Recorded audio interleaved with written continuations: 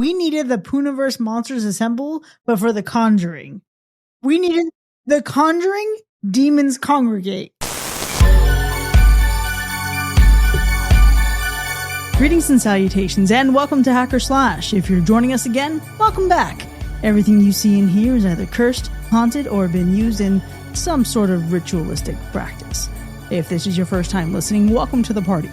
We are a horror movie review podcast dedicated to telling you whether a movie is a hack, total joke, a waste of time, or a slash. Totally killer, pun intended. We believe horror is for everyone, and as such, we're rating these movies with the perspective we've gained from our varying walks of life and those flavors of fears we fancy most. My name is Chris. I'm your friendly neighborhood slasher enthusiast. This week I'm joined by the classic horror connoisseur, Sean. Don't slap me with cheese. And the paranormal paramour, Binks. Who are you going to call? This week, we're back in theaters to explore the alleged final chapter of films exploring the lives of famed paranormal investigators. And be sure to stick around for our B-side at the end of this episode, where we dive into the actual Smurl family haunting that this movie was based on. Before we get down to business, though, we got some follow-up. Well, let's get ready for this season, folks, because... listen, we've got a lot going on. We've got this school theme this year, as you may have heard if you listened to our last episode. So we're getting ready. The spooky season is officially here. We're opening the doors for our 5th annual New Blood Drive. That's 60 full days of horror, community, and straight hacker slash spirit. And man, it's just pretty exciting, I gotta say. I am super pumped for this. This is always my favorite time of year. And may I just add that we're only a couple days in to our official spooky season here on the podcast, and our Discord is already popping with a lot of enthusiasm, a lot of passion, a lot of commitment to the bit. We love to see it. It has been popping. It definitely has. Commitment to the bit is so important. I think that the school theme is very much a thing, and I'm very on brand. I love school supply shopping, so this is great. It is the best time. It is the best time, getting ready for the thing that you eventually don't want to do. But in this case, it's the thing that we do want to do, because we got to love the spooky season. And we got a lot on the syllabus this year. We're doubling up episodes all October long. Fridays are going to bring you regular movie reviews, the ones that you're used to. Tuesdays are going to serve up horror electives, everything from spooky season essentials, franchise exploration, and horror hot takes. Which is honestly incredible. We've already actually kicked off some of those bonus episodes on Tuesdays, because one other thing that we're doing that we haven't been super public about is we're actually making the Slasher Digest FM bonus episode that's typically patron exclusive. We're opening that up to everyone for September and October. So this is a great opportunity for you to step behind the scenes and see what's going on in the inner workings behind the show. And then also taking a deeper look at what's coming up and some great sneak peeks. Absolutely. Absolutely.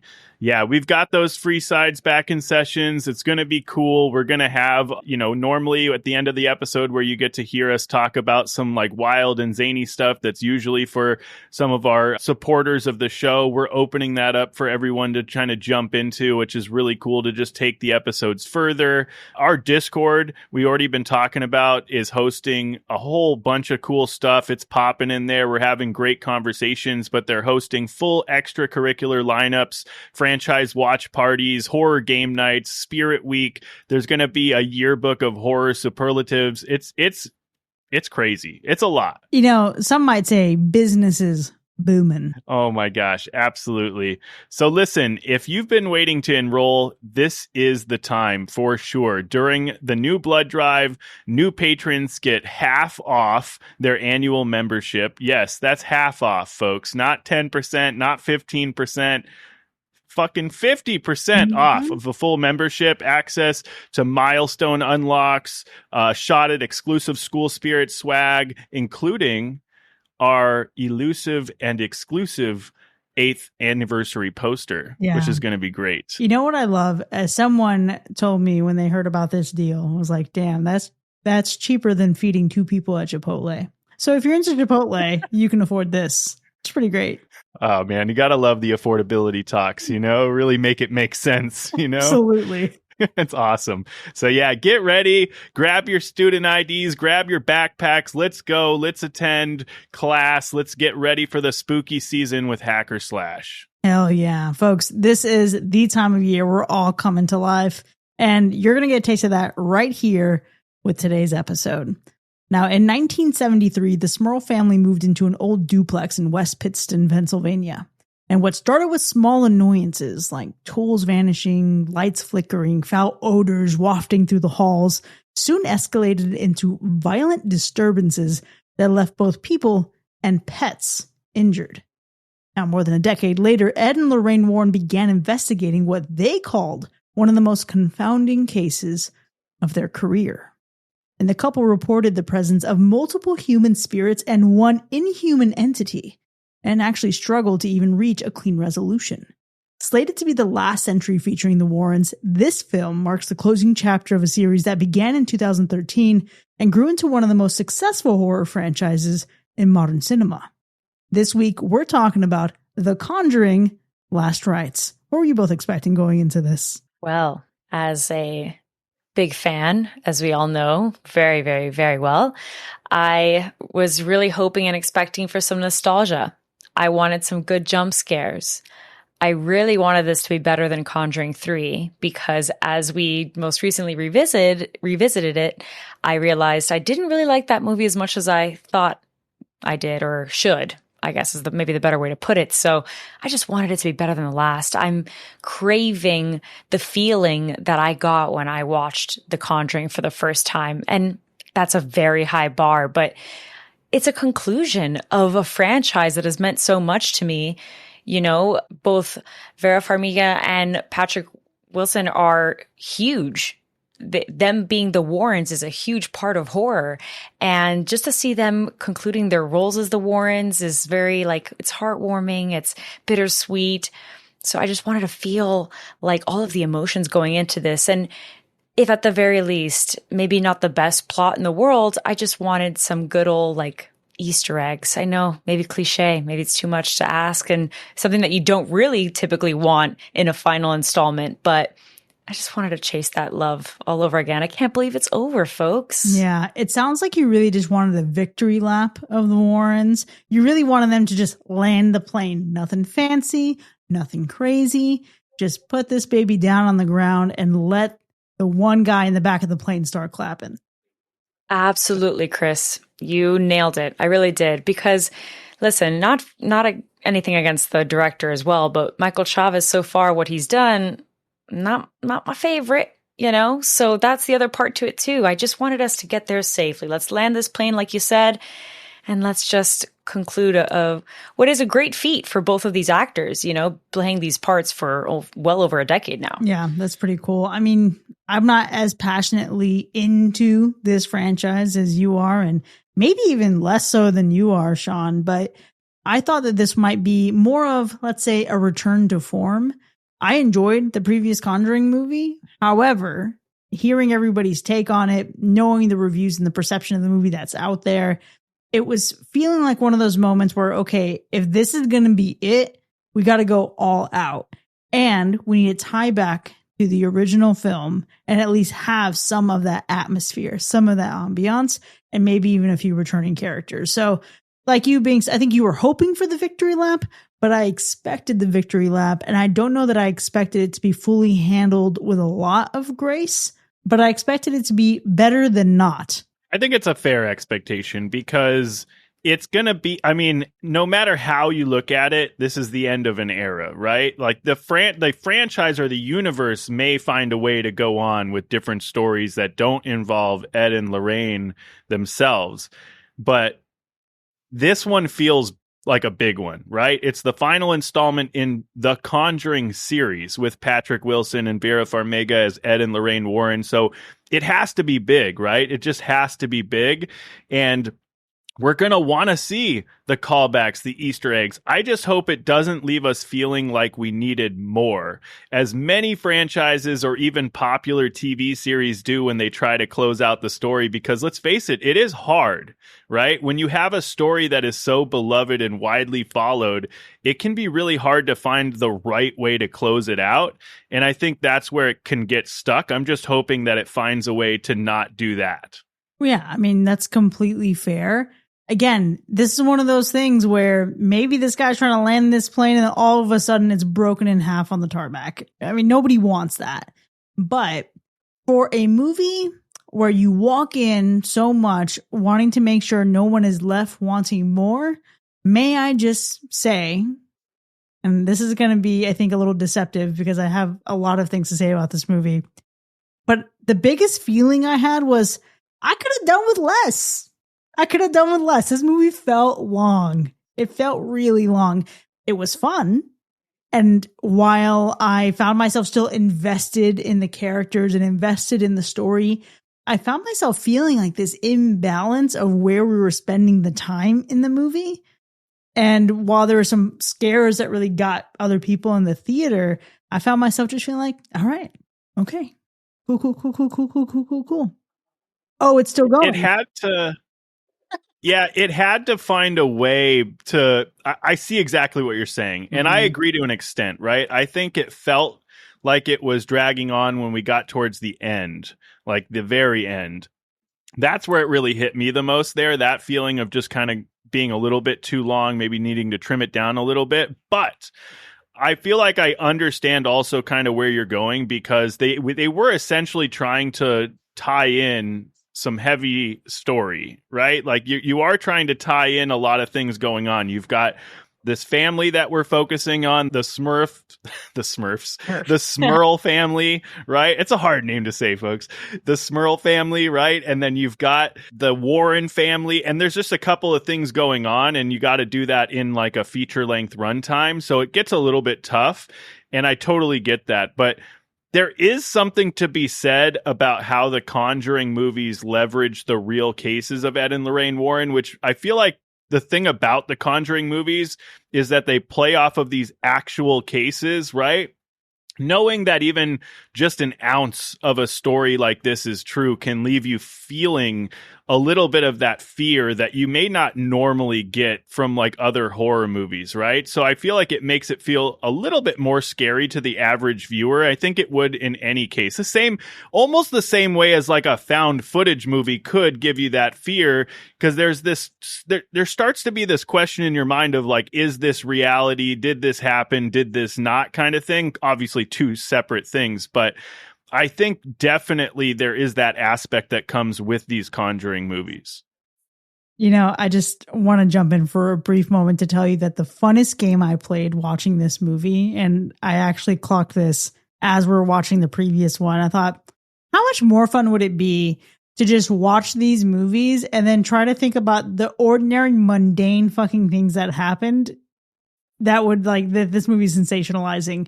We'll talk about it more in the spoiler zone, because there's an end scene in this movie where I was like, wow, this feels like my grandpa who used to like really just dress up all of his stories. You know what I mean? Oh, yes. We're going to get into that stuff for sure. We certainly will. But I'm aligned with you both, because I also felt the same about the runtime. The pacing at one point was, a little bit draggy for sure. Placement of that, though, differs personally, Sean, because I think you've said that you felt it a little bit more towards the end. I felt it kind of like at the top, a little bit at the beginning, But the reality is that as I was, watching it and bought in, I didn't feel like I was falling asleep. I wasn't dreading for this to be over. I was thoroughly entertained. It's just something that I noticed. You can't help but to, right? And in reality, if I really took a moment to kind of reflect on it, you kind of needed that pacing to exist. This movie, to an extent, needed to be a little bit lengthy. It's the conclusion, folks. I keep saying it, but you want to wrap up all of the things as much as you can. Like you said, Sean, there are so many films and like plots that we need to kind of wrap up. We've got the lore that is Lorraine Warren specifically, and the relationship between Ed and Lorraine, especially where we left off in the previous film. Then we've got Judy. This is like the first time that we were really seeing their daughter at the forefront in this particular film. We've seen her obviously cameoed in other films, but nothing really major since Annabelle Comes Home. And then we've also got the actual case. So there's like three components here that you've got to mix up together. And then you've got the little cameos and Easter eggs that you were hoping for. So there's a lot jam-packed in a what is it, like 2-hour runtime, maybe a little bit over than that. So I definitely felt it a little bit, but I was honestly like really intrigued and entertained. I actually got very scared, which is great. That is the one thing I was really, really hoping for. And this does not match to Conjuring 1 or 2, but that's a very high bar. You know, Michael Chavez isn't James Wan, so it's a little tough to even compare, but it got decently close. So I'll take it. Oh, for sure. I definitely think that this film did a good job with like the scenery, the overall atmosphere. Really makes you feel this movie in a way that like feels familiar to what we were getting in those early Conjuring films. Does it hold up like the exact same way? Maybe not, but you can definitely feel that presence there. I also really liked the way they captured like the wet, dirty look of those old coal mining suburbs of Pittsburgh. It was really, really well done the way that they captured the scenery and the atmosphere in this movie. But even just going back to like touching on, and I know we got to wait till the spoiler section, but even going back and touching on what you were talking about, Chris, and I did do a bit of research before going into this movie. So you're talking about how fun it would be to like just think of all the normal, mundane things that actually happened versus what they, you know, kind of told us what happened in this movie to make it very entertaining in Hollywood. I did a lot of research before going into this movie because coming out of the episode we recently did with the third installment, The Devil Made Me Do It, and knowing really nothing about that case, I was wanting to go into this one, I think, with more prior knowledge surrounding the case, and I found myself a tad disappointed by being able to call out the things that differed from the actual case, which was an interesting feeling to say the least. Mm-hmm. So yeah, it's a tough one. I mean, maybe to some people it wouldn't matter. And in this case, I feel like ignorance is bliss when you're watching these movies. Yeah, absolutely. Yeah, absolutely. I feel like this is actually the case that I maybe know the least about, but I did watch a documentary on Ed and Lorraine Warren that had come out. I think it's relatively recent, actually. It's on HBO Max. And they mentioned the Smurl case. I did a little bit of a refresher when I left the theater just to make sure that I remembered all the details right, because some of it you're watching and you're like, wait a minute.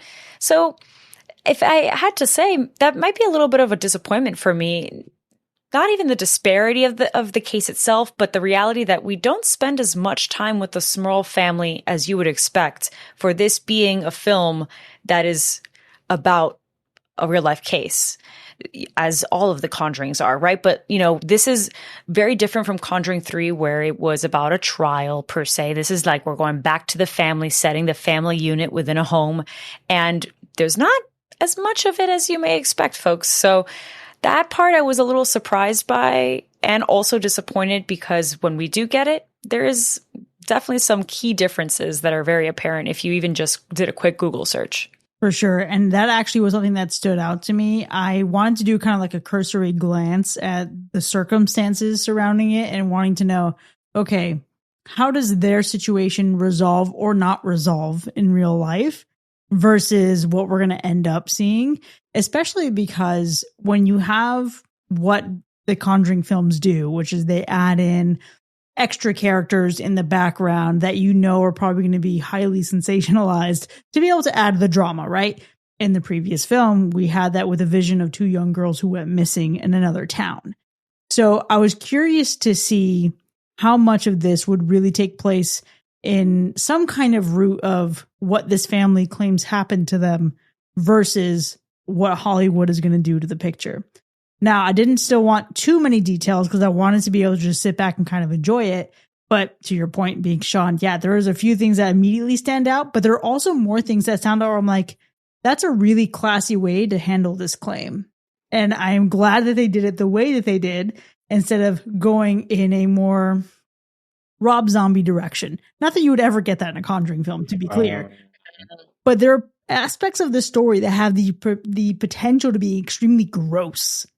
And they obviously took the high road, continue to do what these films tend to do. And again, that's all based on, I think, even a lot of contracts that were signed by the Warren family before this production ever even started. However, much like you both, I found myself disappointed that in a movie that is obviously the finale for the Warrens that I wanted less of the Warrens and more of other characters. Because I will say that I was pleasantly surprised by how much more invested I was in the Smurl family. There was so much going on there, and I think the strength of the performances from the older daughters in particular really made me think, fuck, man, I want to see more of what's going on with them as opposed to like periodic check-ins. Yes. Yeah. I feel you on that, because I think it's that sentiment matched The Conjuring, how we felt about the family in The Conjuring, the first one, you know? Like I was so curious about them, but we got so little of them. And then on the flip side, we got so much of the Warrens, which, you know, in fairness, because it is the conclusion, you do expect that, but B, you need to wrap up huge lore surrounding them that had been built up across so many films. So I suppose you could only do so much in making sure that you're putting a good bow on it and really wrapping up these iconic characters. Just like was an interesting balance between the two. Yeah. May I just say though, you know that you can get that sometimes that feeling where you're in a meeting, you're like, bro, this could have been an email. I feel like some of what we get with the Warrens could have been an email, and I feel like we could have had an incredible, like, limited series of these two playing the Warrens, and then give us the longer breathing episodes of these paranormal things that are happening that they're investigating. I almost would prefer that platform for their story, as opposed to feeling like you have to juggle so many things in the runtime of one film. If not, fuck it. Harry Potter's done it. Hunger Games has done it. Breaking Dawn has done it with Twilight. Fucking give us 2 parts in the movie. I'm okay with that. Yeah, I was going to say we could have a part 1, part 2, but I do like the idea of having this like limited series event. I mean, technically it wouldn't even be necessarily limited, right? Like technically if we were to do something like that, it could be like 100 episodes. Like there could be a ton of cases that we're just spending an hour long on or whatever for each one. It could be very different, very, very cool. But yeah, I think the problem that we're talking about here is that we decided to play into another angle in the storyline with the Warrens themselves instead of focusing just on this family. And that's what took away from focusing on this family, which we're going to talk about in a bit. But I think one of the things that surprised me the most about this movie was literally how effective I think this movie was in building tension. May not have been like a super frightening film, but the tension and some of that dread definitely was effective. The way they built it, I think, despite it being something familiar and things that we have seen in past installments in the Conjuring universe, it did a really good job with that. And that's what this movie does, I think, just really, really well. If we're looking at it, if we're really breaking it down, it uses all of the tricks that have worked in the past and leans heavily into this muscle, right? And it works. It just works. So whether or not you believe in like the demonic stuff or ghosts or haunted houses, you can still appreciate the eerie thrills of a good ghost story. For sure. I think that, again, I mentioned it earlier, this is a film that goes back to its roots to an extent, because there are some antagonists, I guess we should call them, that are terrifying. Personally, if I saw them at the corner of my room, I would be jumping out the window, and that's a wrap. It would be one big hell to the nah. So that's what I was hoping for, folks. I mean, we didn't get that personally. We didn't really get that in the third installment.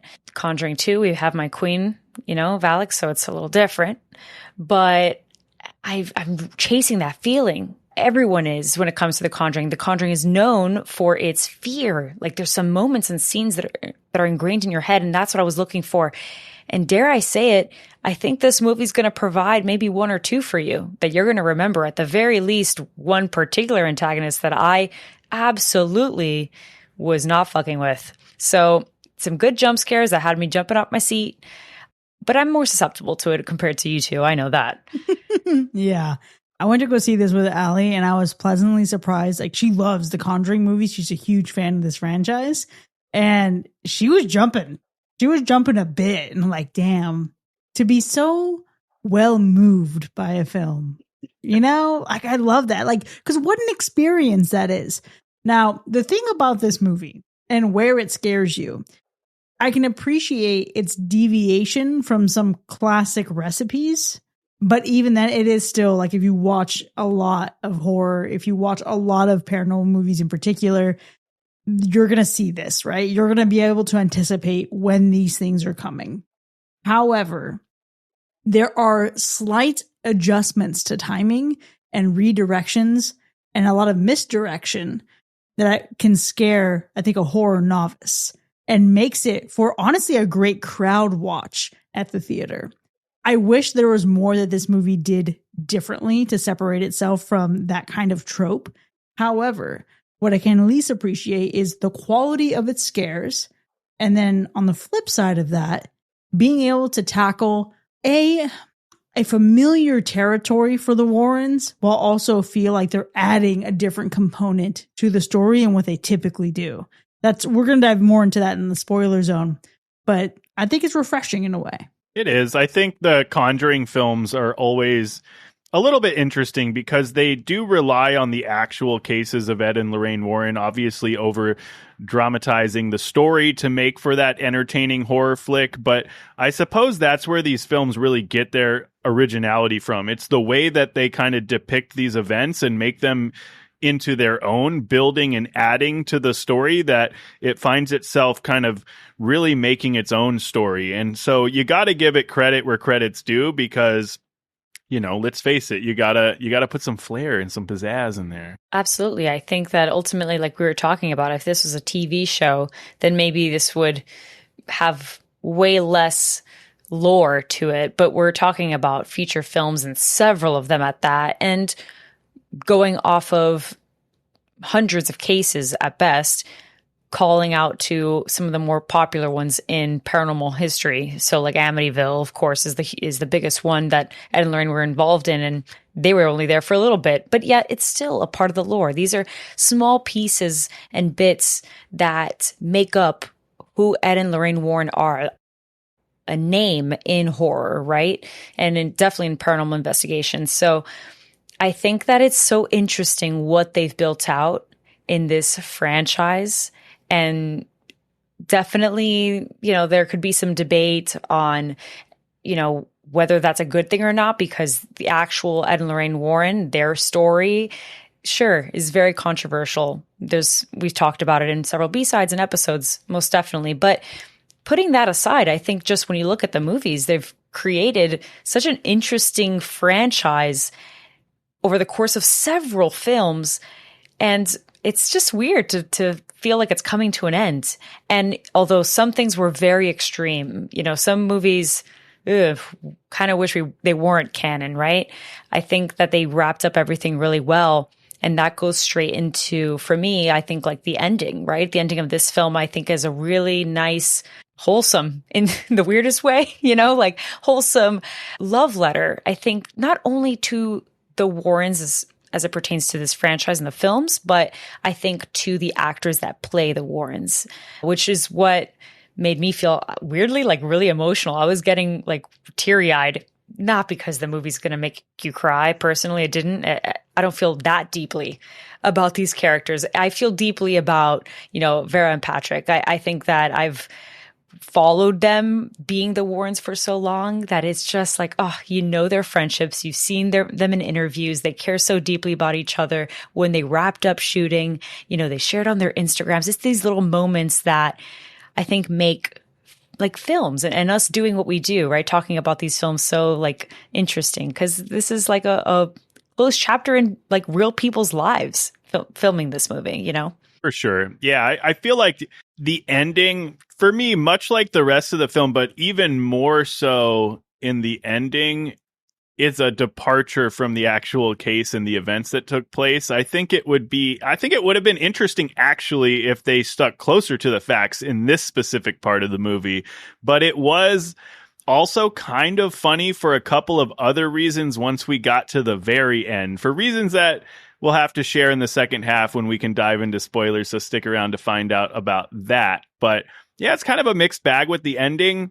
I think it dragged on a little bit long. I think we could have taken out probably 5 to 10 minutes of that ending for sure. I don't know, maybe 10 minutes is egregious, but a few minutes at least. Yeah, there's plenty of room in here. And honestly, I think about earlier in the movie. There are some party scenes that we get where I'm like, could have done without this. You know what I mean? In retrospect, there's fat on this film to be trimmed. That is an opportunity. But it manages to arrive at its destination. Did it get there the fanciest way? Nah. Did it get there in a way that honestly had me nervous in the theater to be like, if they're really going to end this movie this way, what are they doing? Thankfully, they didn't. But this ending felt, again, if we go back to that plane, there's a little bit of turbulence in here for me in terms of like the experience. But looking around me in the theater, people had fun with this ending. And I think that's really all that it comes down to and what you should really care about in a film. I think while it may be long for me, it may be long for Sean, maybe long for Binks, maybe it's going to be just right for you. Now, I am excited to see how all of this translates into our ratings. But before we score this film, Sean, how would you describe the gore score?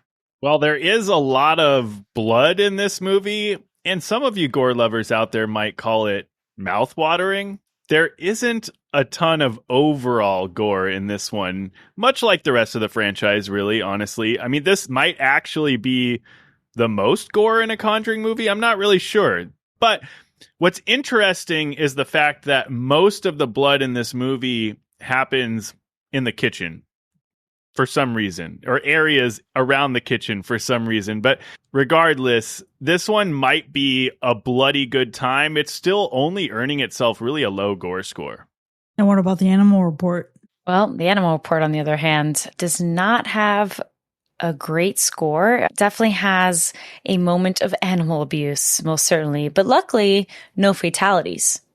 So if there's a bright side to all of this, at least there's that. Yeah, you might get super concerned, but it might be all right. It'll be okay. It'll be okay. Well, let's go ahead and get into our ratings then. The Conjuring, Last Rites from 2025. Was it a hack or a slash?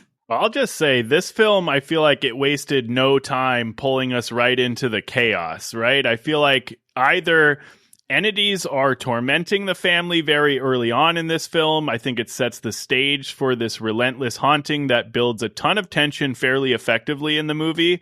What I did love about this installment particularly was that we were brought right back to those haunted house vibes that made the original Conjuring film, I feel like, so effective. And this film, it may not be in this haunted house vibe the entire time, but it is full of spooky atmosphere. And this movie truly thrives on its ability to milk every ounce of dread from every creaky floorboard or dimly lit room. I feel like it just really does a good job with that atmosphere. But where this film really lands is in how it ties everything together, right? It gives Ed and Lorraine's story a real sense of closure, which is what we needed, right? Sometimes it's heartfelt, sometimes there's these chilling moments, but we do get this sense of closure, which I truly appreciate. And although it is a far cry from the actual events of the documented case, it does still feel like, you said it earlier, Chris, a return to form. It's that feeling of familiarity in its scares. It's satisfying in its execution, and it's solid enough to leave a really lasting impression on the franchise. And for me, it's a haunted house homecoming that put the right in Last Rites, because this one is a slash. Listen, I know that I have spoken this franchise's praises, not just the Conjuring film specifically, but in general. You know, I am a big fan of this whole MCU of it all, right? Like, the Conjuring universe is very much like the Marvel Cinematic Universe at times. It's a lot of films. But like Sean said, I think that there's something to be said about landing this plane, like we keep saying, right? Wrapping up what is a very large and what could be an extremely convoluted, story and lore. There's so much that goes into this, both balancing real life cases, but also building up some curiosity about these characters to fill in the gaps in between. Because the reality is that these cases were either very, very short, maybe didn't have a lot of things actually going on. If we actually saw a film of these cases play by play, it would be maybe a 30-minute episode at best. So, of course, we need to make this into a feature film. And that being said, I think when we transition from James Wan to Michael Chavez, those are huge shoes to fill. You know, James Wan is a huge name in horror. So I feel bad at times giving Michael Chavez a little bit too much heat because I wasn't too big of a fan of La Llorona, or, you know, even my most recent rewatch of Conjuring 3 just didn't hit. But this time around, I wanted to have those expectations high, and maybe it fully didn't match, but it was there. I had a great time. I think that there was a great conclusion to these characters. And sure, maybe there's some things that I personally would have liked to have shifted a little bit more in terms of focusing more on the family, less on the Warrens. I think that there was respect at the table for these characters and the actors that play them that have spent years playing these characters. There's a lot of fun for those that love to watch these movies, little things that you're going to bite and chew on that you'll remember, little callbacks that are real clever, and maybe some that are a little ridiculous, sure, but I had a good laugh with it. And ultimately, the other component that I can't wait for us to dive into as well is that there's some incredible shots here, the lighting here, the set design, the costume design, like those departments came to fucking bat. And I think that if we really were to wrap this whole thing up, this is a great conclusion to something that everyone reveres. So for me personally, it hit the mark, and I think it's a well-deserved slash. Absolutely incredible. Now, Sean, I want to circle back to something you said, because the first word out of your mouth was, this movie wasted no time pulling us into the chaos. And I would agree. For sure, it jumps right into it. And I really enjoyed the way that we start. But what this movie also did was waste significant time towards the ending and arriving at its destination. Now, that being said, and again, I want to be very specific here because that felt like a very long experience. There is still a lot to love in this movie. And it actually, I think, has scares that are worth the price of admission if you're going to go to this, A, as someone who loves the Conjuring franchise and someone who loves jump scares and really buys into this, or B, if you're going to this with someone who's really susceptible to jump scares. This feels like, okay, I want to go see a scary movie in a theater, and this is what people really want to feel when in there. Not for the diehard horror fans. They ain't shit in here for you, but you'll enjoy it nevertheless. I do also want to draw a comparison, though, to this film serving as a finale to a chapter of a franchise versus another film that you'll all hear the episode for next week, and that was Hell House LLC Lineage. These movies have two different budgets, two different leagues. They're two worlds apart in terms of studio pictures versus independent horror. And it's incredible that the Hell House franchise, fought above its weight class and then landed in an actual theater. That is incredible and a feat to behold. But the reality is that despite their differences in quality, both of these films arrive in our theaters within weeks of each other. And I want you to really understand the disparity here between the two stories, because where this movie shines is its well-executed conclusion. This is a story that circles back in its own lore in a way that reminds you where you've been without beating you over the head with it. And dare I say, it actually inspires you to want to watch the other films, which is impressive because I feel like every time I see a James Wan associated film, it is the exact opposite. It's too much lore dump, too many flashbacks, too many memories. But this walked a fine line, and a film that can do that and make me want to watch the rest of the franchise is worthy of a slash. So, with that, The Conjuring Last Rites has earned a universal slash. Now, we still have so much more to say about this film. This is your chance to pause and go check it out. Then join us in the spoiler zone so we can really dive into the specifics. We'll be right back.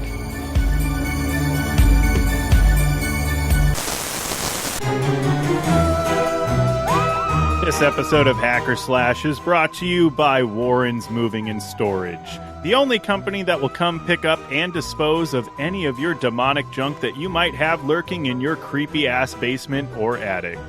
That's right, looking to haul away some haunted heirlooms, cursed curios, or that doll in your basement that won't stop staring at you? Call Warren's Moving and Storage today. Why risk a late-night game of hide and clap with spirits in your attic? Call Ed and Lorraine's professional team of paranormal movers.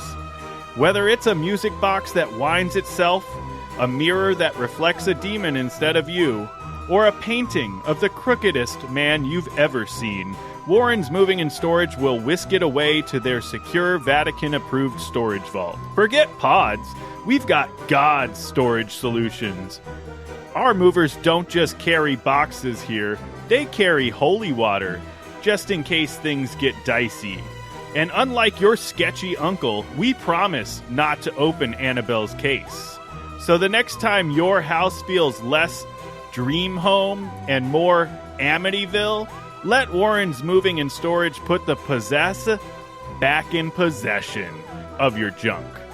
Warren's Moving and Storage, because one man's trash is another demon's treasure.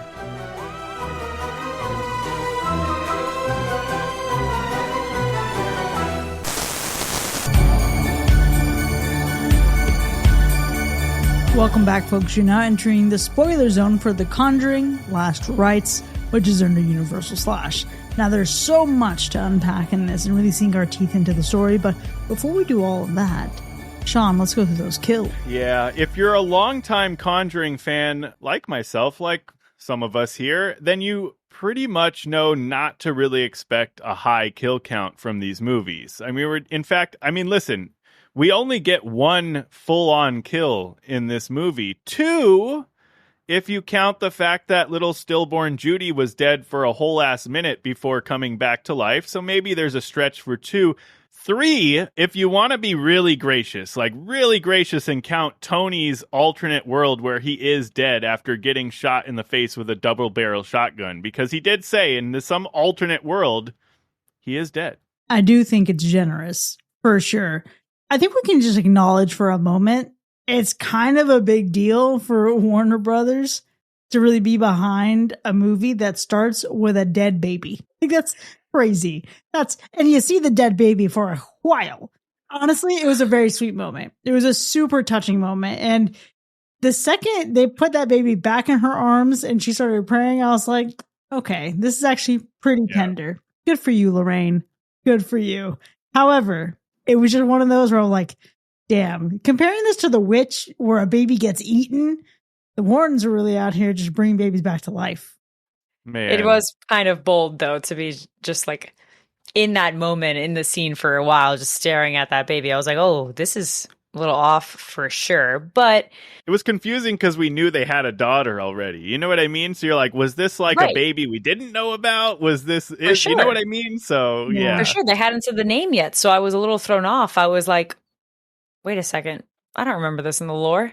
In either lore, both real nor fake. I was like, Judy's here. So which one is she? I was almost doing mathematics for a little bit there. I was like, wait a second. If she was this and this is this. I will say, though, that's pretty interesting to kind of, again, add a little bit of the lore, a little bit of an explanation as to what's up with Judy. Again, like we've only gotten little tiny bits here and there. We can obviously assume that maybe she has some kind of abilities like Lorraine Warren. We've seen the Nun movies. And if you haven't, I would strongly recommend, because there is some exposition about Lorraine through those films. And thus you could infer that the same is going to be for Judy. Annabelle Comes Home I actually haven't seen, but I know that film in particular centers around Judy. So maybe in that film, there's a little bit more of an explanation on that. But I think it was clever to add that component. I was just curious to see, like, okay, you're introducing something now. Are you going to see it through? And how is that going to work when we are supposed to be exploring the Smurls? Yeah, for sure. It is interesting, definitely. But I mean, we got to talk about really the actually only kill that we actually do get. So I am curious to see how you feel about the one real death that we did get in this one with Father Gordon. I mean, was it everything you prayed for? We're doing a lot today. I'm loving this heat. I was stunned. Not gonna front. In my notes, I was literally did a big eye open little drawing doodle because I was genuinely stunned by that. You don't really see often where they're willing to take risks and getting rid of a character. I mean, maybe not a main character, but Father Gordon is basically in every single movie, maybe some that aren't even in The Conjuring. So you just know the name. If you know the franchise, you've been watching it, you know the name very well. So I just wasn't expecting for him to go. And in the way that he did, that was the moment where I was like, wait a second, this entity that we're dealing with, does it actually go like toe to toe? Is it even more intimidating than Valak? For me, that's very hard to believe, but I started to buy into it when I saw that kill. Listen, we have a long-standing precedence in horror that priests are going to die. It wasn't surprising. What I did enjoy was all the buildup leading up to his death. And then to realize that this isn't just some weird shit happening and then he's dying in the exact room in some spooky circumstances, but suddenly we're cut and sent back into the reality of the moment. Oh my gosh, it's just insane to know that we see all this shit playing out and then boom, snap back to reality. Oh, there goes gravity. Oh, there goes the father hanging himself. That's fucking wild. That is, there's a lot of that, and that already, hanging people is an extremely disturbing imagery. And just the precedence and the reality of that, it is unsettling to see, especially when you look in the context of the history of our country. To see that happen just like that so suddenly, I wouldn't say that it makes up for the lack of other kills, but it certainly hits you differently. It does, for sure. It is jarring, right? Just the whole, it was, you knew it was coming, right? At a certain point, you knew it was coming, especially when he like takes the cord out of the wall and starts walking away with it. You know, like, oh, I called it out. I was like, he's going to go hang himself, like for sure. But it was still jarring the way he just kind of fell off the staircase or whatever and just like snapped right there.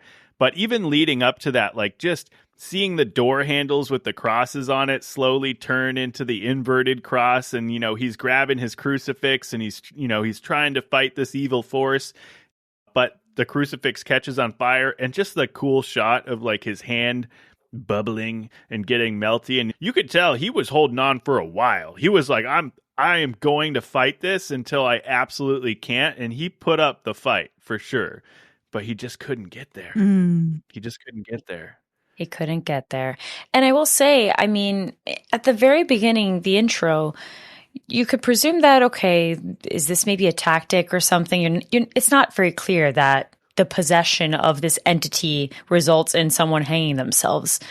It's way too soon for something like that, for an assumption. Personally, at least I didn't come to that conclusion. It was only until he's looking at the cord unraveling, like you mentioned, unraveling, where I'm like, why are we focusing on a cord? That I'm then thinking, oh, wait, are they really about to do this? And truthfully, it made sense. I think that this is the part where, for me, the pacing and how like drawn out this whole film is, it has to happen this way to an extent. There's definitely some fat to trim, like we said, but it has to happen this way because what else was going to get the Warrens to go to Pennsylvania? You know what I'm saying? Like, they needed some kind of reasoning to go out there in the context of this film, because Lord knows that my peeps were out on the case. But in the context of the film and the franchise, and, you know, obviously what's happened in the film prior, like it seemed pretty settled that they were not going to be out there exploring and doing other cases again. They even, you know, told Father Gordon that wasn't going to happen.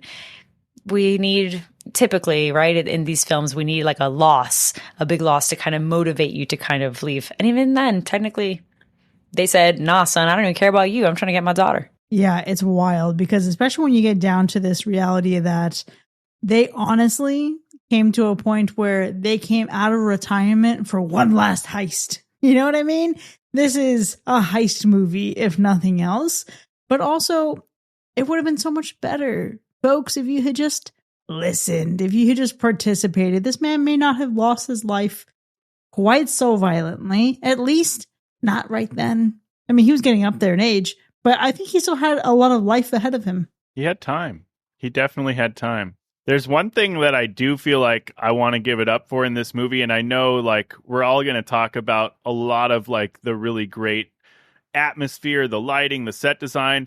We can get into that, but I do want to highlight the score in this movie because without the score in this movie, some of the tension I don't feel like would feel the same. Like there was those like really like low humming, menacing tones that were building up in some of these scenes that really built up the moments where we kind of like almost were sitting in stillness, in darkness, until we did finally get something. And the score really did a great job. But it's not even the score. Like, it was also the fact that they broke up some of this like really menacing low hums with some really great uplifting songs. Like we were going into this tension building score and then we're breaking it up with David Bowie. We're going back to this menacing score and then we're breaking it up with Van Morrison. Like we're hitting some really great songs in this movie along with a really great score that added a lot of really great tension and dread to every scene, and it made the impact so much greater. Absolutely. I was thinking of you when I was watching it because I was like, man, I don't know if we've really like touched on the score in the previous films when we've done our episodes. But when the music started playing, I was like, oh, Sean's going to love this. And it's off-putting because at the same time, we're also talking about the 80s at this point. Everybody loves music from the 80s. It is probably the best decade. So I think it's definitely off-putting. I loved it. I was a big fan of that. But for me, man, the lighting of this film was crazy. The warm lighting, especially in the scenes where Judy's possessed, and we've got is it carousel, I guess, like the toy that's reminiscent of the first film with the little music box, right? But it's the shots of it's turning around, how that looks against Lorraine's face. My goodness, I was like, this is so eerie. It reminded me a little bit of Evil Dead Rise, some moments as well. Like that warm lighting when someone's possessed, the look on their eyes, yikes, a big no. And also, I think as well, the large axe man. That's what I'm going to call him. Does he have a name? I don't know. I'm going to call him Large Axeman. I'm also probably going to call him like Sinister Guy. The name is escaping me, but he definitely looked like the main guy from Bagul, right? But the warm lighting on against his face as well when he was in the basement, that was a big hell to the nah. No way. Mm-hmm. The lighting in this movie is absolutely incredible. And I'm so conflicted about where to give even more praise, right? It's in a lot of moments, the way that lighting combines with cinematography to block out some incredible shots using reflections and playing off of the reflections that you do and you don't see. For example, earlier in the film, we have a younger Lorraine looking into a mirror, but we don't see the reflection that she sees. We see it in real life right behind her. It physically manifests. And I think that's such an interesting take on what they do in these films to take something that is alleged, something that is claimed, and then to pivot it right back into, well, if we presume it to be true, this is what it would actually be. But then in the rest of the movie, you get a lot of reflections and you have things breaking through that portal, breaking through that reflection and into the physical world, which I think is a really fascinating way to strike this up. But another element of this that I just really have to go on about is its casting. Because we know the Warrens, rock solid, steady, right? These two have brought these characters to life and added endearment where there isn't a lot of love outside of that, right? The first thing you hear is, wow, okay, renowned paranormal investigators. Oh my gosh, they were married forever. They're very devoted to each other, etc. You search one thing about these folks and you see all manner of sordid past and claims of not being who they say they are, claims of taking advantage of people in vulnerable moments, scamming people out of money. There's a lot of mixed bag on that, right? So for their performances to be so strong that you can look at this movie for them and not for the people who they're associated with, either way, I think that's a real big testament.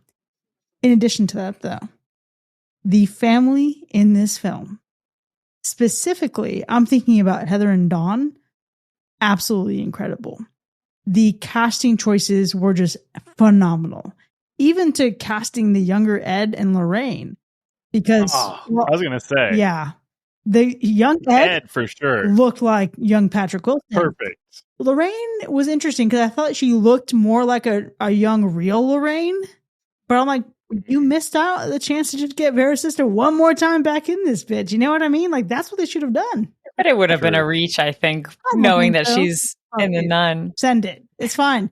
Send it if anyways. she is in the nun and we got her eyes and we got those in Lorraine's eyes, we can get her sister to play a younger version of her because they're clearly descendants anyway. It doesn't matter. Nothing matters anymore, Binks. We could have done it. Either way, the actress that does portray a young Lorraine, phenomenal job. No, listen, I wrote down specifically that the actress that plays Dawn, bravo, queen, bravo, didn't expect it, certainly didn't expect it, but her specifically, I thought her performance was great. The Smurl family in general, just their vibe was strong, but I feel like Dawn and Heather for sure, like something about them, their performances, the way that they played off of each other, but specifically the monologue that Dawn gives at the table when she is just like pleading someone to believe her, especially her father, like to get help. That was like the first time I think in all of this entire lengthy franchise that I was like, oh my God, a victim that is acting exactly how you would expect in an instance like this when they are upset, furious that no one is believing them. It's not just like pleading and like crying. No, it's fury because what she went through, damn. Yeah. And that's actually, I love it so much because the feeling that you get from her, the passion that you feel, it's also the confrontation of, and it's a very subtle layer there. She sees her father to be this stoic figure who's just trying to keep it all together. It's like, okay, well, either you don't believe us or it's happening and you can't do anything about it. Which is it? So that already takes so much out of her father's hands. So that's one layer of it.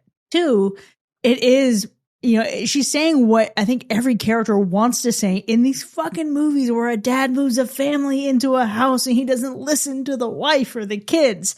It's all being thrown out there, right? Thank you, Dawn, for finally saying it. However, the other layer of this is the context of what is alleged to have actually happened with the father of the family, right? And when this moment happens at the table, because we only get these periodic check-ins, it is unclear to me if that has canonically already taken place. Because the way he responds with his own emotion, where he talks about it's happening to all of us, I was like, there's something there. Then obviously we get the scene with him levitating and then the succubus on top of him. It is a terrible thing for sure. But the dynamic between all of them, the tension of that, the stress of that, it was probably the best acting I've seen in the Conjuring franchise. That's me. Oh, for sure. Like definitely up there, if not the best. But, even the fact that, it's happening to all of us line, like, you could take it as like maybe the fact that, everyone's dealing with the trauma of something happening, right? Maybe at that point, everyone hasn't experienced to the level of others, but I do love that she's like crying out for help. And it really did take him getting fucking attacked by this succubus for him to finally be like, okay, let's try to figure some shit out here because there's something in the house, which kind of leads me to one of my favorite scenes because the fact that, oh man, like it was just really set up really well. And it does give you a perfect balance of not showing you too much, but still being super creepy, right? Like you've got the whole classic jump scary thing, right? Like he's sitting in bed, getting ready to lay down, takes his glasses off. The door slowly creaks open. It's that classic haunted house shit. He's trying to grab his glasses. What happens? Of course, his glasses fucking fall off the nightstand, so he's not going to grab those in time, or it's not going to be easy, so he goes to pick them up, looks up, and there we get the really, like, if that didn't kind of give you the shivy-wivvies, like, that was just, this succubus just looks fucked, okay? Let me just tell you, this succubus looked like a cross between the witch from the first one and fucking Gladys from Weapons, okay? Absolutely. Like, Absolutely. I'm like, dude, if I got to deal with this, like, together we are fusing to make one crazy ass bitch. Like, I am not here for it. Okay. If that thing shows up in my room, I don't know what's going to happen. I'll tell you that much, but holy shit. Nothing good, I'll tell you that much. The sight of her had me on my ass. I think I literally jumped out of the seat and onto the floor because no, she was horrific to look at. Most definitely. But I will say, I also loved that scene because I will also say, though, that I did not know at that point in time what had happened to Jack Smurl.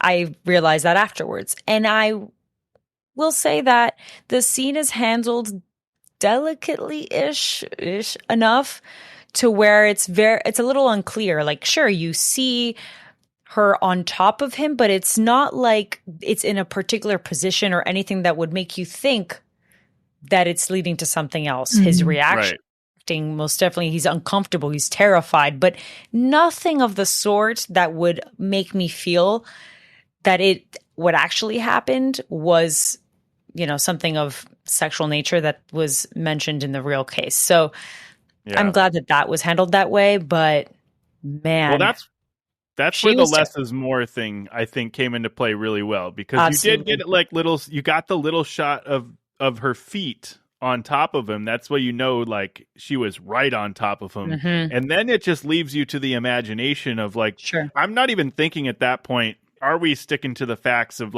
being sexual or not? I'm just thinking my imagination is I'm literally staring face to face with this creepy ass fucking succubus, probably eye to eye. That is alone probably the scariest shit I would ever encounter in my entire life. Yeah. Imagine your wife walks in on you, thinks you're cheating on her, and it's a fucking demon succubus, bro. No. Sounds like a scary movie. Yeah, honestly, though. Plot point. Okay. Yeah. I'll save that joke for a future episode. That's going to be a scary movie angle. Yeah. It's going to be something. Well, most definitely. But, while we're talking about that scene, though, it gets matched along with the daughter replaying the tape, the VHS tape. And that, I think, was the double whammy for me that made me love that scene, because it was that coupled with something that feels so real, relatable. VHS, it's extremely analog and it's coming back. I collect VHSs and I could only imagine, I've got some tapes literally right next to me of me and my dance recitals, and it's weird to say, but what if I put that on and I'm noticing something in the distance and I'm replaying it, and then you suddenly, for real, I really might, who knows? And it's just those little things that I think about sometimes. So when I saw it in this film, I was I love that.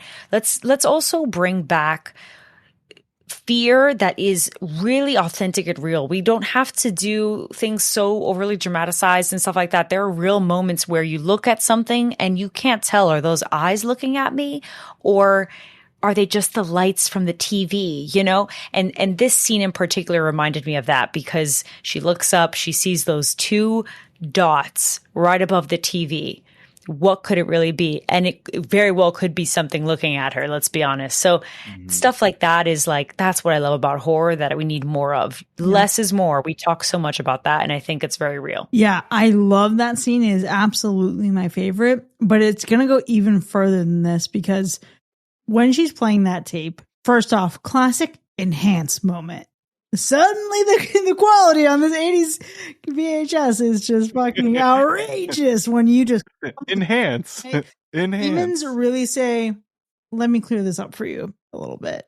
For sure. Let's do a little AI restoration in 1983 to 6. Yeah, it's a lot to go for there. But what a classic moment of seeing something that you didn't previously see there or experience there. I love that. But this is another one of those moments I mentioned earlier where you have what you would expect the scare to be, and then you're misdirected. Because this entire thing, you can see her face in the reflection of this TV. And history tells us that at some point we're going to see a reflection staring back at us from that TV. I was waiting. Over her shoulder, getting closer in the background, perhaps something is going to happen here. But it continues to go onto its beats, and it never fucking happens. That was a great moment because it beautifully sets up what you don't expect, which is to see a fucking axe in the living room that was not there, obviously. Right? The headlights turn around. She looks up. Okay, no, it's just China. It's not eye staring back at me. Looks around the room. There's an axe. All of a sudden, you basically have the guy who was the Camp Nightwing killer in Fear Street coming right at you with that long ass hair. That was a lot. With that long ass hair. What a mane. Mm-hmm. What a man. He also was really looking like the alphas from 28 years later. Like he was a large individual. Mm-hmm. Mm-hmm. Very terrible, to be very, very clear. Yeah, I love when you just like are subverted those expectations because I was locked in on that TV. I was like, you are not going to get me, bitch. I know what you're up to. And then I got so bad. It's not even funny. I really almost hit the floor for sure. But there's another scene where similarly, I was like, I need to do something with my hands because I'm so terrified right now. And it is Judy trying on her wedding dress. The Suspiria of it all with the mirror surrounding her, that already is very triggering. When you are kind of like looking at your reflection in a mirror within a mirror, I guess we can say or describe, right? I hope that I described that well enough because it's kind of like when you see just so many versions of yourself, but at the far distance, you see that you stand out. Like you're not in the same pose.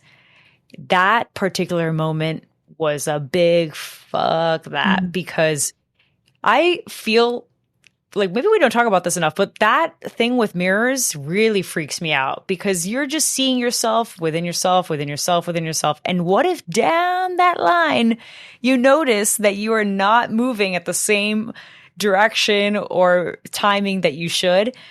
Again, I go back to it's the small actual fears that people have when you include that and you embed it into the film that is very effective. But then it's also this lady, old ass lady, going under my dress and saying peekaboo. Nah. Yeah. It was a combination of a lot of things that were a big no. Yeah, looking for that murder for sure. Okay, a couple things. One, we definitely explore the topic of mirrors and how fucking creepy they are so many times on this podcast. We talked about it like I'm thinking about old episodes like in Us. We talked about it, a lot of the Candyman movies, etc. But, you know, Binks, the other layer here is if you haven't done the work in therapy to be able to even look at yourself in a regular mirror, imagine the shit that you're going to be in for, right? That's a lot. That's real. A lot going on. However, what I really appreciated about that scene was the fact that it wasn't all revealed to us in the trailer. Because as soon as she steps into that mirror room, I'm like, all right, okay, she's gonna look at herself, she's not gonna be there, she can be turning around, da da da. We didn't see that old bitch underneath the fucking dress. We didn't get that. We weren't ready for that one. No. That was good. That was good. Is it also kind of weird that I watched that scene and instantly with that and the actual haunted mirror that we get, I actually just felt like watching mirrors. You know what I mean? Oh, I thought you were going to say Oculus.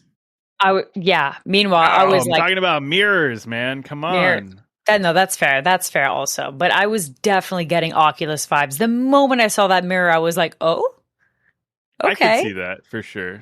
Yeah. Oculus / The Haunting, because true. The look of the babies or the little angels at the top, I was like, oh, well, that's a nice little nod there.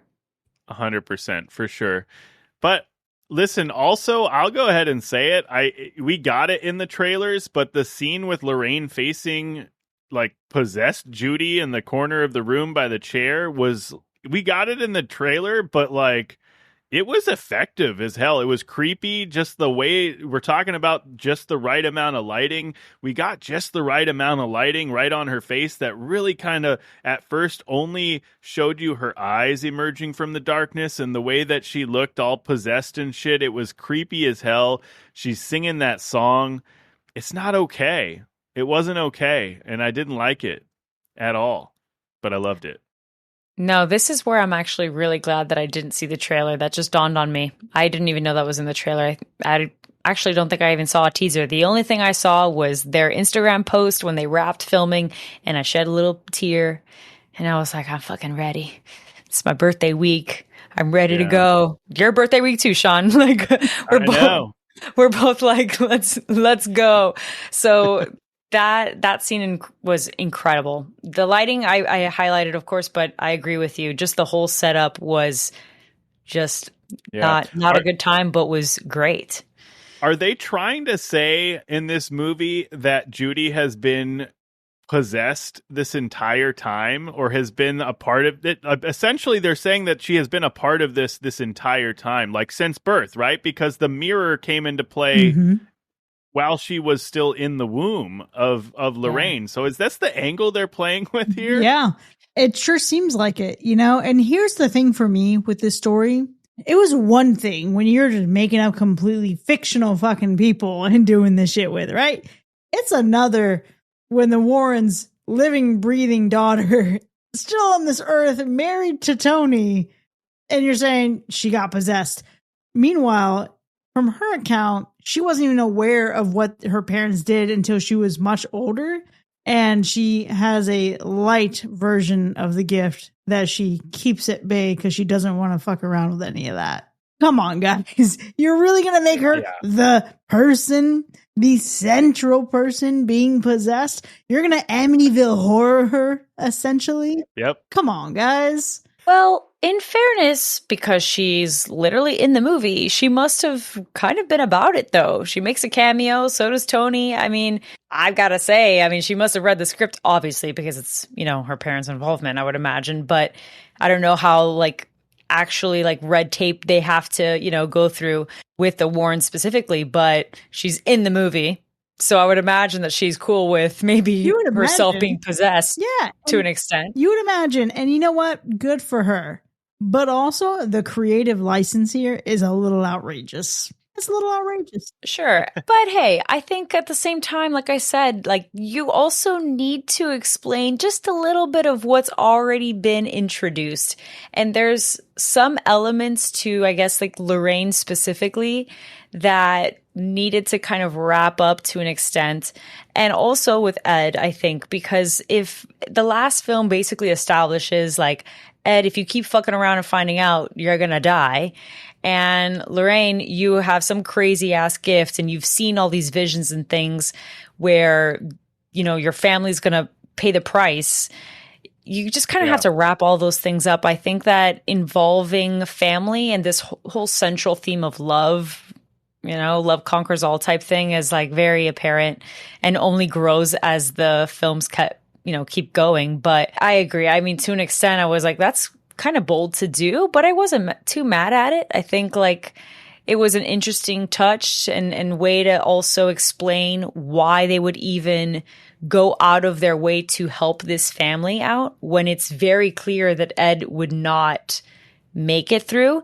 And that's where I was a little disappointed as well by this film. I obviously couldn't talk about it earlier because it would have been a spoiler, but this whole thing is supposed to be what I assume to be a life for a life type of transaction, to an extent, she begged for Judy to come back with this whole demon, obviously, right overhead. And sure, she did. But later on down the line, it wants her back. And it's kind of fucked up to say because he actually did end up dying not long after. But it's if Ed is having a full-blown heart attack, was told specifically that he cannot do this again or strain himself or he will not make it, I almost thought oh, are we going to do this right now? Is Ed going to die? For real? And Judy's going to make it? It would have been pretty damn bold. But then again, maybe it would have been interpreted as a little disrespectful to Ed's actual passing and the relationship between Ed and Lorraine for sure. So it was a fleeting moment, but we got to say it. If I'm not the only one that probably thought that.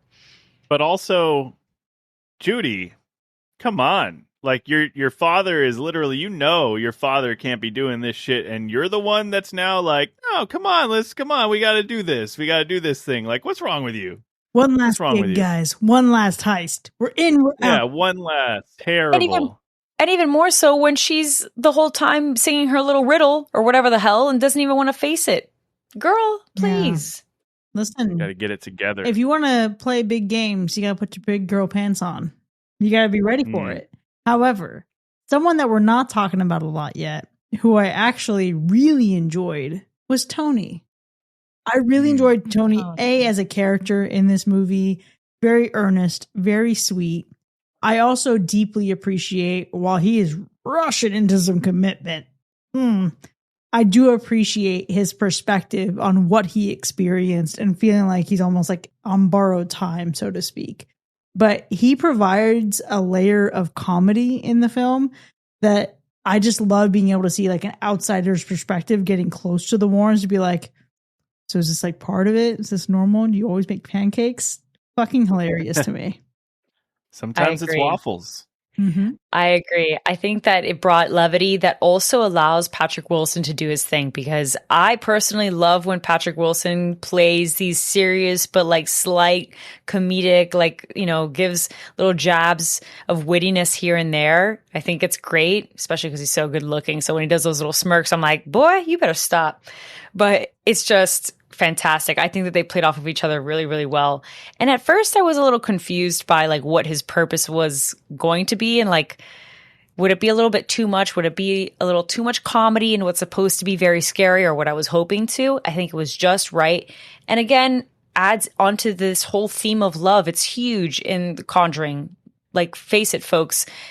I think that that's the big part about the Warrens and what people know the Warrens to be, a loving couple that is well known in the paranormal, you know, universe and industry.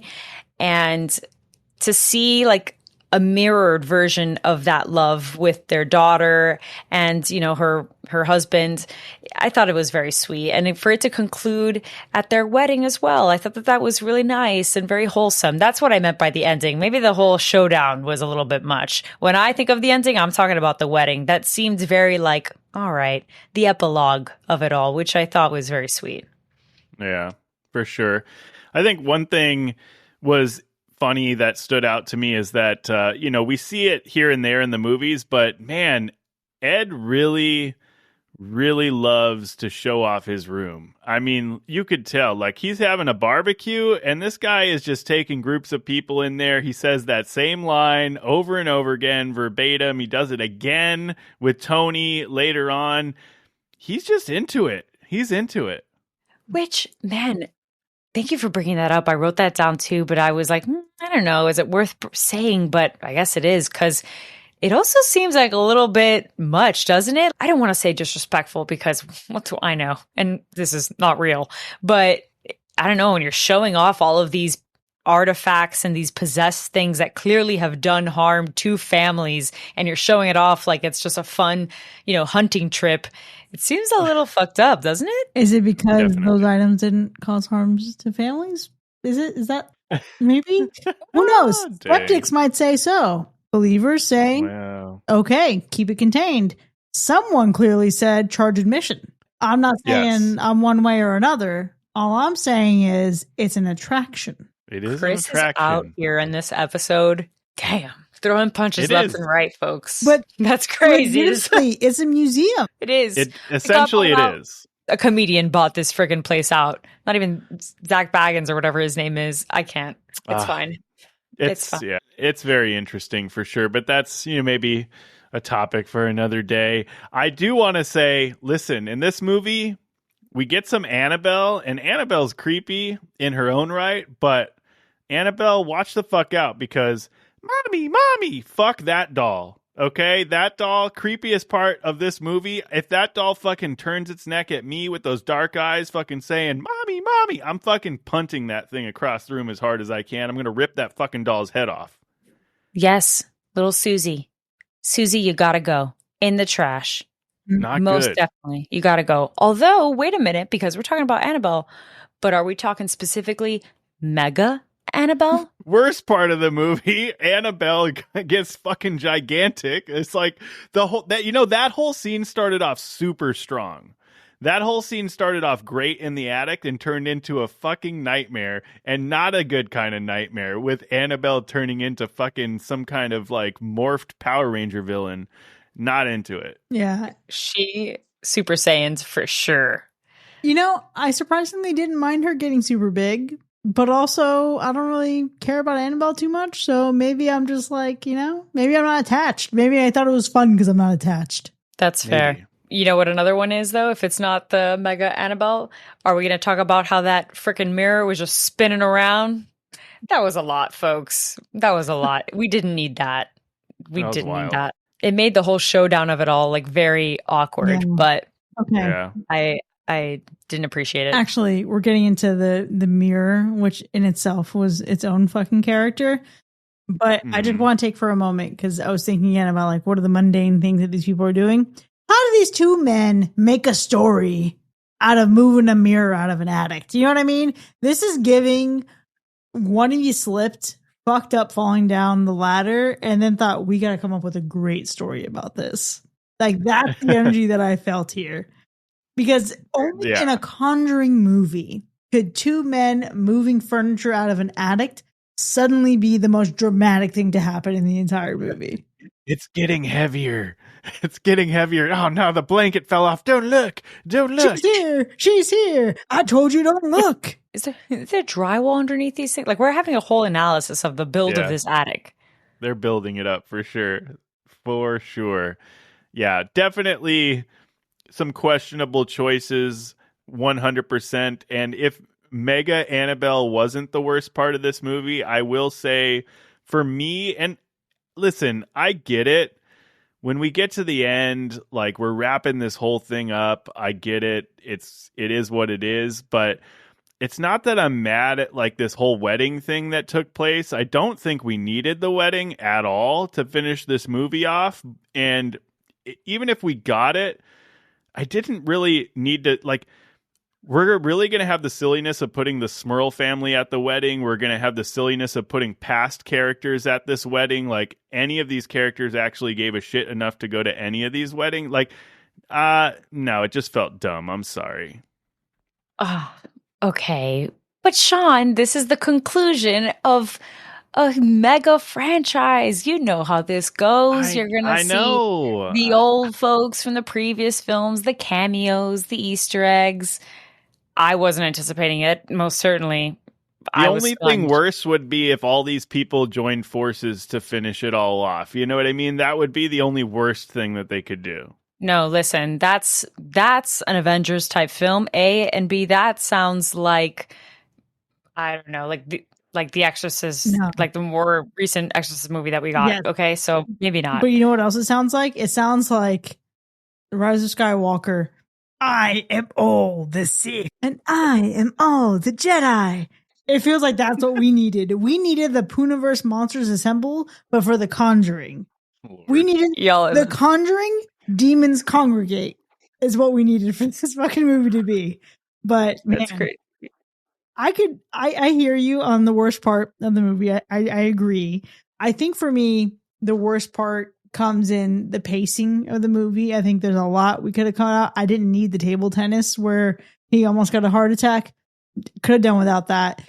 Also, this man is in retirement but keeps the demon bag at the ready. I guess you got to admire that. That is something to behold for sure. And the other side of it, I mean, again, it's a little silly thing, but I really wish we had gotten Vera's younger sister. I really wish, could have been a nice little Easter egg moment. That's fair. That's fair. Listen, I'm with you on the Balls of Fury cameo, basically, with that ping pong tournament that they had. And basically Ed Warren always being ready to go. Like, this is a supernatural episode. So that definitely gave me a laugh. But in general, Ed Warren is fascinating. Patrick Wilson's rendition of Ed Warren is definitely fascinating. But I guess if I were to really sum it up for me, the worst part is that ultimately, although I enjoyed this movie for what it was, nothing's going to ever match The Conjuring. The Conjuring for me is a 5 out of 5, a mega slash. Definitely if it isn't it's The Conjuring as far as my favorite horror movies. Like, I love The Conjuring so much. I think at the time it was incredible for what it was. And I know that not, you guys are not like big James Wan fans, and not a lot of people are, but I think he really did something great with that film in particular. Mm-hmm. And there's just nothing going to be like it ever again. And that's okay. what's done is done. We'll always have The Conjuring. And so for me, I think that being said, there's still some rewatchability here because now it's concluded. Now I've come to terms with the fact that we're just not going to have that sentiment again. But what we can do is relive this whole massive world that they've built. And although it can be very convoluted and a bit extreme and what the hell are we doing here, I think it's really fun to think about how this one movie that could have very much been a standalone. Yes, they had a ton of cases, but because of how controversial the Warrens are, it might have almost been wiser to just do The Conjuring and leave it at that, right? But they did more and more, and they built out each of these characters knowing, that there's some hostility surrounding them. And I think that it's a fun franchise to rewatch. So I'll definitely rewatch this one, maybe even definitely own it for sure. Yeah, I'm right there with you, Binks. I think the next time I watch this, it's going to be because I'm going to do a chronological viewing of the entire franchise, not in terms of release order, but in the way the story unfolds order. I think that'll be a really interesting way to digest everything. That does sound like a good time. Yeah, I'll definitely be watching this one again. I definitely want to do a binge Conjuring marathon, whether it's just the Conjuring 4-part series, whether it's the entire universe in chronological order, release order. I don't know how I'm going to do it yet, but I am excited to watch these movies all together at some point in some kind of binge-worthy fashion. Well, I can't wait to see if our thoughts, opinions, and feelings on this film and the franchise change over time. But for now, there you have it, folks. The Conjuring Last Rites has earned a universal slash. Now, we've certainly had a robust discussion here. The conversation doesn't end here by any means. That's absolutely true. And if you had a hauntingly good time hanging out with us and want to find out how you can go further than this episode, you can consider supporting our show by visiting patreon.com/hacker/, where you can enjoy even more of the show, including some of this bonus content with early access, extended episodes with those B-sides that you're about to listen to, which are free for the spooky season, movie nominations, and live shows. We'll see you next time, folks. And remember, babies are perverts. Babies are gross. That sounds just about right.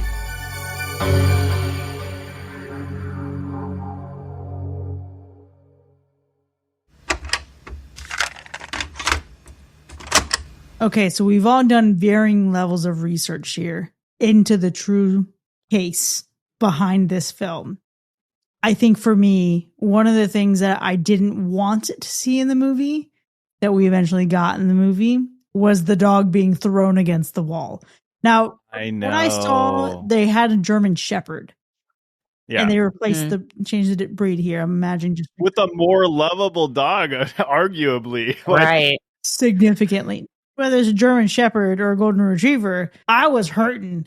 And I needed to know that Simon was okay. Because I was like, I swear to God, if they fucking pad the body count with Simon, I'm going to be furious. But thank you. Simon who clocked that something was wrong from the jump. I'm going to need everybody to really listen to their dogs. I don't know how many other ways we can say this. Yeah. Simon is really predating Good Boy here. Absolutely. Yeah. The other thing that I think is interesting, right, we're really analyzing like this actual Smurl family haunting with what we got in this movie, that we didn't really get, I guess, maybe to see a good view of like how these houses look, but in this actual Smurl family duplex is what they were in, right? When you look at a duplex, it's basically like two houses conjoined by a wall, you know what I mean? And so like there's a lot of things that have me questioning this, right? One, did they own both sides of the duplex that were like, because they got like 8 people living in this house, this tiny ass duplex. If they're just on one side of this house, that's a lot of people to shove in there. 1, 2, you're going to tell me that just this half of this duplex, it's basically the same house, just this half over here is haunted? Just this half, but this wall they ain't getting through. They ain't getting through this drywall right here. So what's interesting, and again, I was listening to a study on this case and a review of this case, and the folks I was listening to shared that the grandparents lived in the other side of the duplex. and that Yeah. the haunting may have carried over a bit, because there would be a moment where the father, not the grandfather, but the father was up in the middle of the night and then observed or heard like the toilet flushing spontaneously on its own without any interference or action from someone. Little spooky things like that. But Ed Warren came out and said some shit to the effect of, they were just chosen. They were just the chosen ones. Mhm. Yeah, the chosen ones. There was a few entities and a succubus or a demon that was basically, choosing this family to just kind of fuck with, just as demons do, Eeny, Yeah. meeny, miny, mo, you're the one, That at least tracked as far as like the amount of entities and the whole bit. Like they clearly created more of a story for what these entities were, and the demon entity specifically that was controlling them. They created more rational reasoning for what that was in comparison to the actual case, because they themselves said that there was no actual like item, right? Like there was nothing that was haunted specifically. They were just chosen, which I think is so interesting, because they must have known when they were writing this, they must have known that like, well, we can't go that angle. There always has to be an item. So we're going to do a mirror. We're going to Oculus this shit. We're going to do a mirror. Everyone loves mirrors. They're creepy. And we'll run with it. And then tie it to their daughter. And then tie it to their daughter, of course. And then here we go. Yeah. We've got ourselves a film, folks. We're also talking about like a big difference in the timeline here, right? Like we're talking about this family's dealing with this for the better part of a decade in real life, right? Supposedly they're being haunted in this house from like 1973 to 1983 or 86 or wherever the fuck the timeline was by the end of all this. And in this movie, we're just talking about a few months have gone by. Yeah. No, it's intense. And I will say that like in the film, they ramp things up so quickly, so much so that Abuela takes a beating, like grandma doesn't even make it. Like that, is that even real? I don't think that that's what happened. The person that fell down the stairs, I thought was the father, or certainly wasn't the grandmother from what I read. Maybe there's other articles that get into detail about all the other instances. I mean, we're talking about a 10-year span, folks. Who knows? There's lots of things that could have happened to that family within that time, but there was just some moments where they like really highlighted it. Also, not Larry King having a cameo, because every time that someone is like on the TV and they're just trying to get some news traction, somehow they always end up on Larry King. And I feel like that's a very American thing to highlight for sure. Yeah. It was actually supposedly one of the daughters that got pushed down the flight of stairs. It was supposed to be anyways from the actual accounts. And yeah, we actually should have just gotten another. I don't know actually if Mary actually dies, but there was somebody that had a heart attack in the house. It was the grandmother, Mary. It was Jack's mother who had a heart attack in the house, which they attributed to the demon, but we didn't even get to see that part of it either. Like we missed a lot of like details where, to our point, right, earlier, in the actual episode, is if we focused more on the family and all the shit that happened to this family, what a wild time this movie would have been. But we had to tie in, and I get it. Like, we're trying to close out a franchise, so we're trying to bring it home. We're trying to tie all this together and wrap a nice little bow on it. And at the end of the day, it's kind of hard to do that when you just like go full on into this case, and then you get the resolution of maybe this case, but then it doesn't really close out Ed and Lorraine as a story. Here's my thing. I understand that there might be the desire to pick this case because it maybe is their last one. But could you not make a different choice? If we're just making shit up anyway, could you not make a different choice? Could you not end the franchise in a different way? Could you perhaps not pick the case where Ed and Lorraine Warren essentially did nothing to help, and then one more blessing, one more exorcism is really what did it, and everything was fine after? You could have, I think, looked for something with a little bit more impact. Yeah, they didn't even solve this case. Right. Not cerrado, still abierto. That's the weird thing, because it's being sold as the case that made them end their careers, when in reality, it's the case that they never solved. And at that point, they were just already like pretty old, like the heart attack part and the heart condition part about Ed Warren is a real thing. So the boy was already, not doing so hot. So it's kind of like when you're selling it as like this case that is so intense, so terrifying, and that's what made them end their careers. But when you look into it, it's actually a case that they just, I don't know what it could be. And they just never solved it. And so they just went about their lives and just left it at that. It's once again so anticlimactic. Once again, it is I'm coming out of retirement for one last job. I'm too old for this shit. Yeah, it's very interesting for sure. And I think even like not only did they not solve the case, and Chris, you're saying like obviously one more exorcism did it. I think they did end up moving out of this house and then still having like a haunting, and then had that last exorcism in a completely different environment. Mm-hmm. And then they were like, okay, now we're all good. Now we're doing good. Yeah. In my mind, I like to think that in these scenarios, if you were to be skeptical of this whole thing, not necessarily saying this with like the Smurl family, right? But imagine a family who is just like inventing this shit all together. And then they continue to move from place to place. This is still going on. And then I like to think at what point they're going to be handed a bill for something. They're like, oh, wait, we're good.